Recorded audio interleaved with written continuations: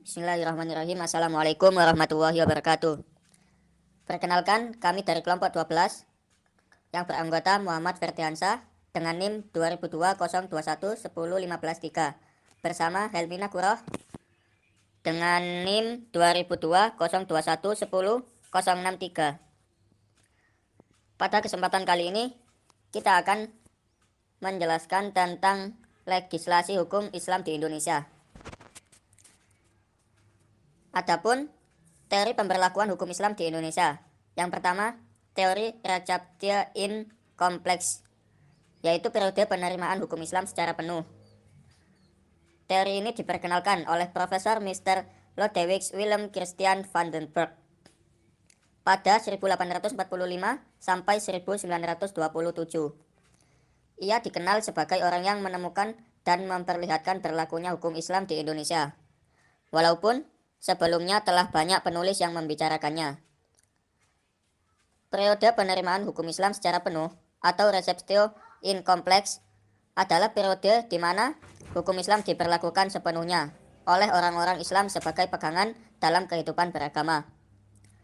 Sebelum Belanda datang ke Indonesia, hukum Islam telah banyak mendirikan lembaga-lembaga peradilan.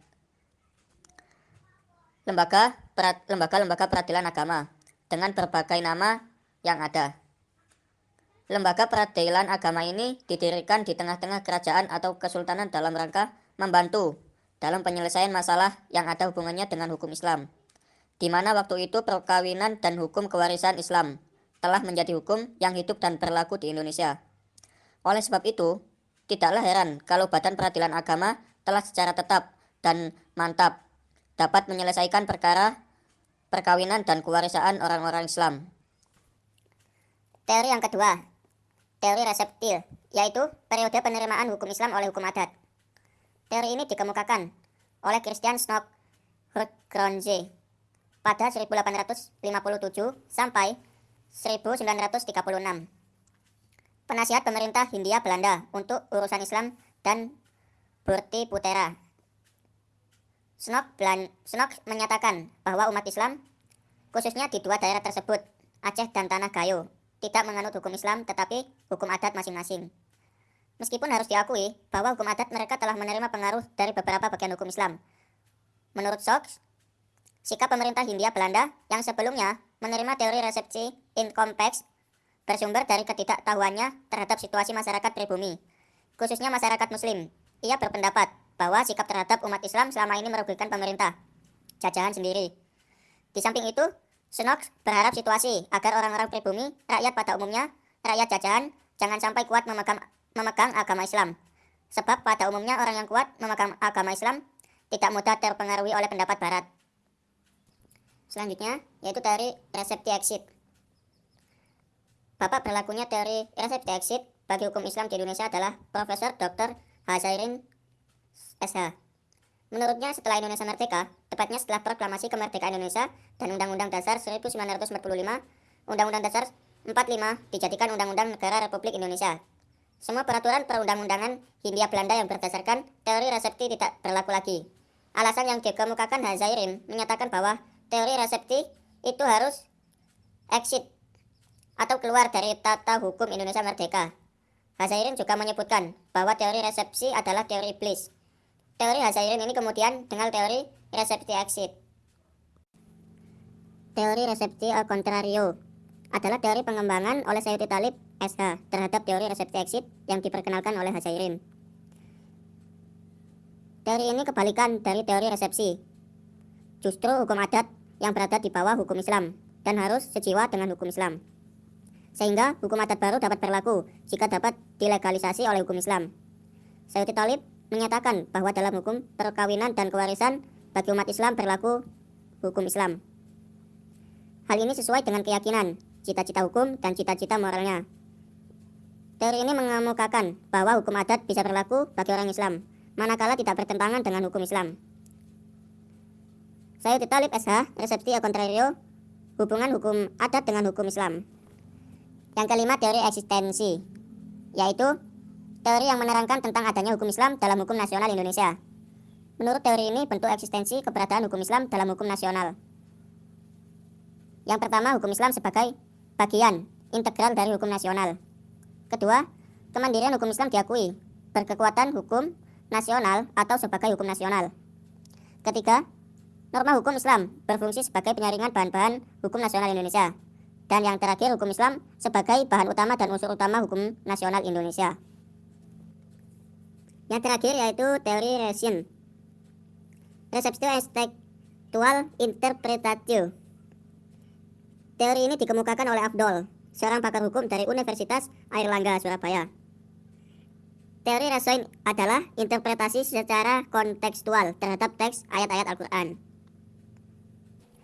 Adapun kondisi sosial politik hukum umat Islam Indonesia. Pemberlakuan dan penerapan hukum Islam tergantung pada kehendak penguasa, sehingga negara memegang hak monopoli dalam pemberlakuan hukum di tengah-tengah kehidupan masyarakat. Melalui justifikasi dan legislasi, kekuasaan negara yang menjadi alat kunci bagi aplikasi hukum Islam di Indonesia. Selain itu, konsepsi tentang hukum oleh negara dan masyarakat Muslim modern agak berbeda dengan konsepsi dari para ulama klasik yang merumuskan ketentuan fikih. Dunia modern, terutama dalam sistem hukum civil law sebagai yang dianut di Indonesia, menghendaki adanya perundang-undangan atau enactment, dan hal ini berbeda dengan tradisi hukum Islam yang lebih banyak menggunakan jurisprudensi. Konsep hukum modern menghendaki adanya aturan perundang-undangan yang bersifat yudikatif, sementara hukum Islam mendasarkan otoritasnya pada ulama dan hakim. Bowen menegaskan bahwa hukum Islam sebenarnya berasal dari masyarakat, bukan berasal dari negara.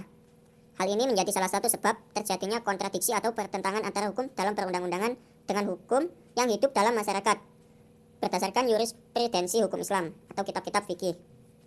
Dengan demikian, kehendak dari penguasa negara menjadi faktor penentu ke manakah hukum Islam kehendak diarahkan. Hal ini bisa dilihat dari perkembangan hukum Islam di Indonesia, mulai dari masa kolonial Belanda, masa pasca kemerdekaan, dan masa Orde Baru, di mana hukum Islam mengalami pengaruh yang sangat kuat dari kepentingan penguasa. Pada masa kolonial, berlaku politik resepsi terhadap hukum Islam di mana keberadaan hukum Islam hanya bisa diakui setelah menjadi bagian dari hukum adat.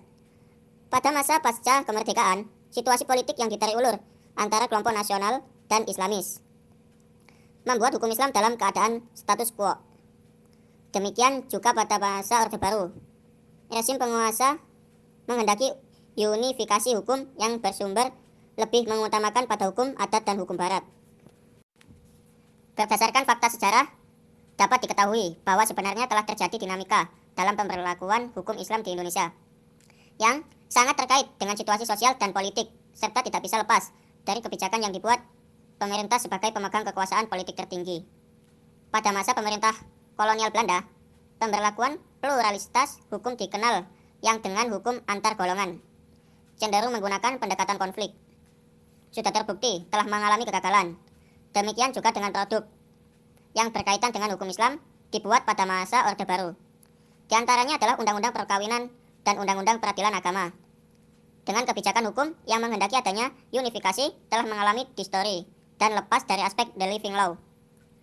Kebijakan tersebut juga termasuk telah melahirkan pertentangan atau konflik antar hukum, terutama yang berkaitan dengan hukum Islam. Dengan demikian, teori tentang konflik hukum, teori pluralitas hukum, dan teori politik hukum menjadi sangat tepat untuk melihat bagaimana konflik hukum tersebut bisa terjadi. Materi berikutnya adalah proses legislasi hukum Islam di Indonesia. Berkait dengan realitas politik dan konstitusi, muncul berbagai pemikiran atau pandangan tentang persoalan positifisasi atau legislasi hukum Islam sebagai berikut. Pertama, teori formalistik legalistik. Penerapan syariat Islam harus melalui institusi negara dan syariat melalui konstitusi harus diusahakan untuk menjaga substansi agama agar bisa dilaksanakan secara baik. Yang kedua adalah teori strukturalistik. Pemikiran strukturalistik dalam penerapan syariat Islam di Indonesia menekankan kepada transformasi dan dalam tatanan sosial dan politik agar bercorak Islam melalui pendekatan struktural. Yang ketiga, teori kulturalistik. Pendekatan kultural menekankan transformasi dalam perilaku sosial agar bercorak Islami. Yang keempat, teori substantialistik aplikatif. Penerapannya diserahkan kepada umat Islam sendiri. Apakah harus berdasarkan otoritas negara atau bersifat struktural, kultural, substansial, individu, atau kolektif? Sebagai upaya mengindonesiakan hukum Islam berdasarkan catatan sejarah, ada 3 model atau pola legislasi, yaitu pertama, unifikasi. Artinya, satu undang-undang untuk semua golongan adalah suatu langkah penyeragaman hukum atau penyatuan suatu hukum untuk diberlakukan bagi seluruh bangsa di suatu wilayah negara tertentu sebagai hukum nasional di negara tersebut. Yang kedua, diferensiasi. Artinya, masing-masing golongan mempunyai undang-undang sendiri. Yang ketiga, diferensiasi dalam unifikasi. Artinya, ada satu undang-undang pokok selanjutnya, masing-masing golongan ada undang-undang atau peraturan organiknya sendiri-sendiri. Maka untuk mengimplementasikannya yang terpenting bahwa hukum Islam mampu bersaing dengan sistem hukum yang lain agar menjiwai dan melandasi bagi bangunan hukum nasional. Menurut Padma Wahjono sebagaimana dikutip oleh Alam Syahratu Prawira Negara, untuk mewujudkan hukum Islam menjadi hukum nasional diperlukan dua syarat. Pertama, keberanian. Tanpa keberanian, semua gagasan tidak akan jalan. Kedua, semua gagasan harus masuk dalam bingkai Pancasila. Melalui Pancasila itulah, tanpa perlu terlalu banyak menyebut Islam, hukum mayoritas mempunyai prospek untuk diberlakukan. Sebab jelas sekali, sila pertama Pancasila ketuhanan yang Maha Esa tidak lain adalah tauhid. Jadi yang diperlukan adalah orang yang pintar agama sekaligus pintar politik.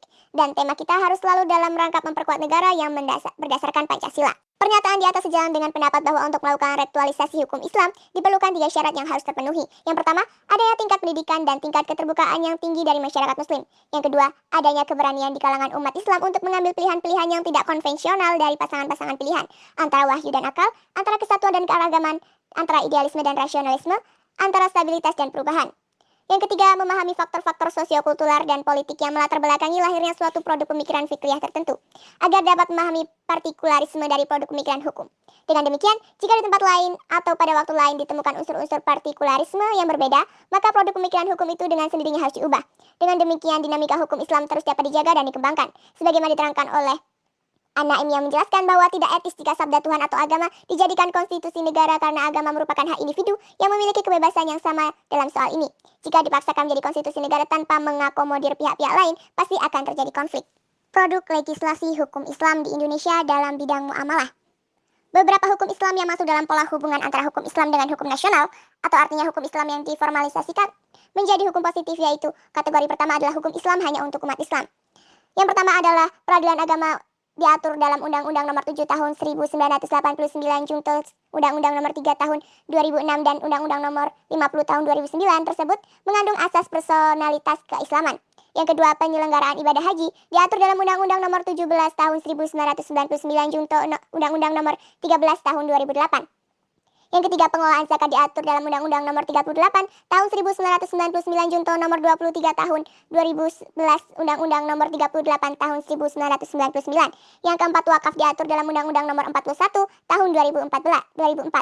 Yang kelima, perbankan syariah diatur dalam Undang-Undang Nomor 21 Tahun 2008. Yang keenam, kompilasi hukum Islam atau KHI diatur dalam Instruksi Presiden Nomor 1 Tahun 1991 Junto Keputusan Materi Agama Nomor 154 Tahun 1991 adalah sebuah cara untuk melakukan penataan di bidang perkawinan dan bidang kewarisan bagi umat Islam.